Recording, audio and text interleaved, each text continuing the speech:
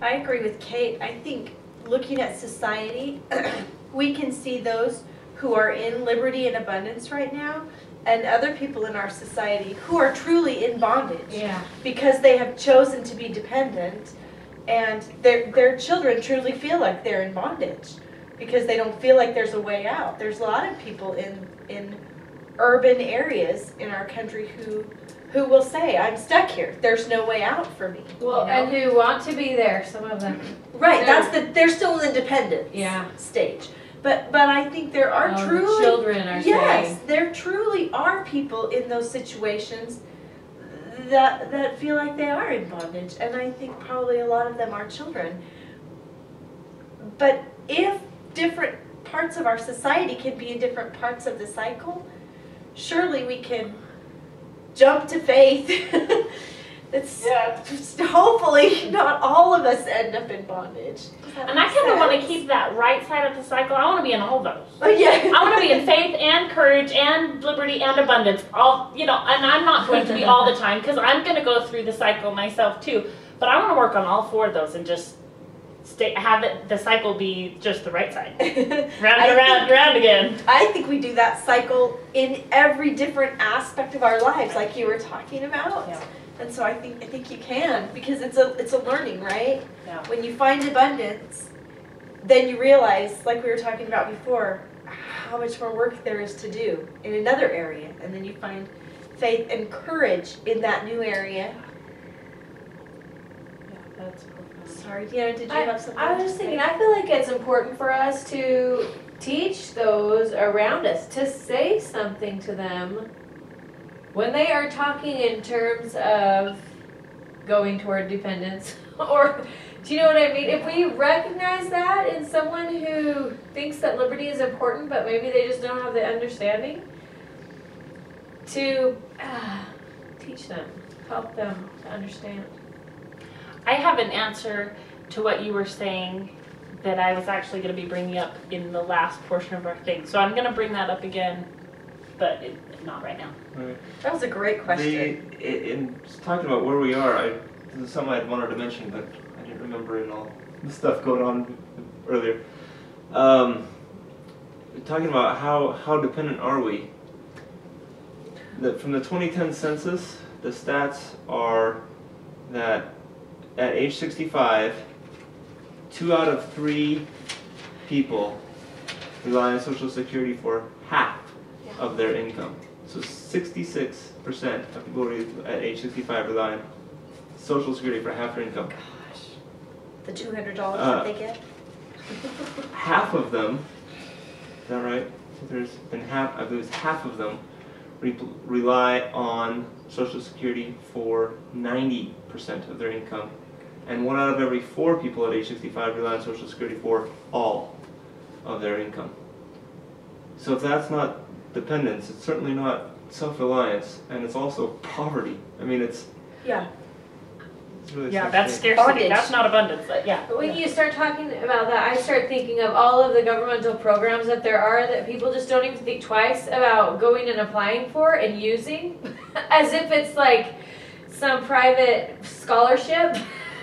Yeah. I mean, like getting on Medicaid to have your baby, or the grants for education. I mean, some of those, I guess that's okay, but I've always had a hard time accepting from the government anything I could do for myself. And I think that there's a whole generation of us who don't even think twice about what they're doing when they're going and getting onto Medicaid or getting onto the state programs, you know, food stamps or whatever it might be.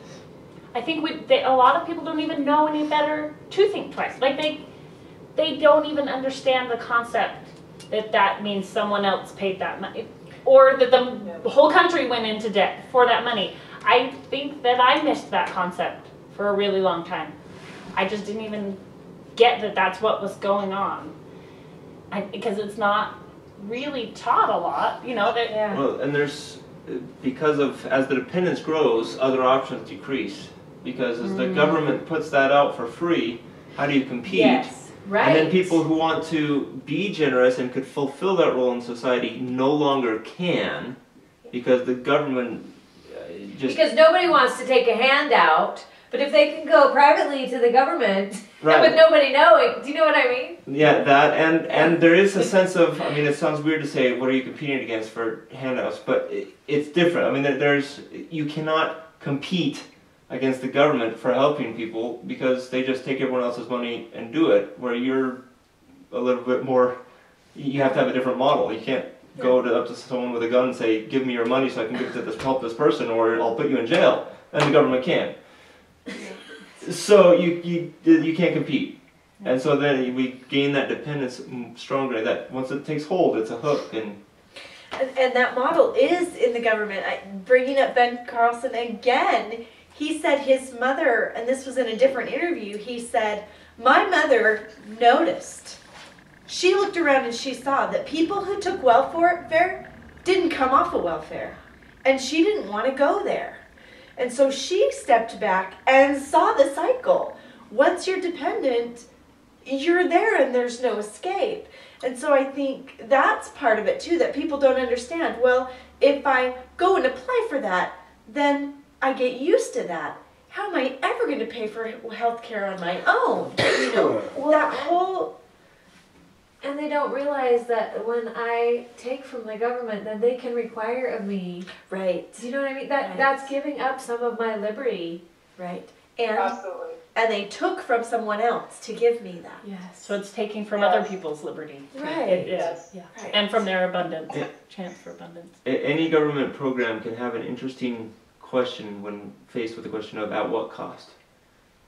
You know, I mean, you can take it all the way down to my public road, Yeah. you know, or my public sewer system. At what cost? How much would I pay for it? Would I actually say that someone should, you know, be put in jail if they don't pay for my sewer? I don't think I'd go that. So any question, I mean, you can go really extreme with this, but really ask, at what cost? And that puts a different, for me, it puts a different frame of reference on it and think, oh, well, I don't know. You know, it just makes me think. We can go to my next part, or if anyone else has another thing that they really wanted to bring up, we can go there. We're either way. I wanted to say one little thing before we leave the Tyler cycle. I was thinking about how you can go from abundance and skip the complacency, apathy, dependence, and bondage, and go straight back to the spiritual faith. And I think the link between abundance and spiritual faith is gratitude. You So can we'll make just your own cross cycle. out that part and just write gratitude over We it. can just make I our like own that. cycle. Me too. Make our own cycle. We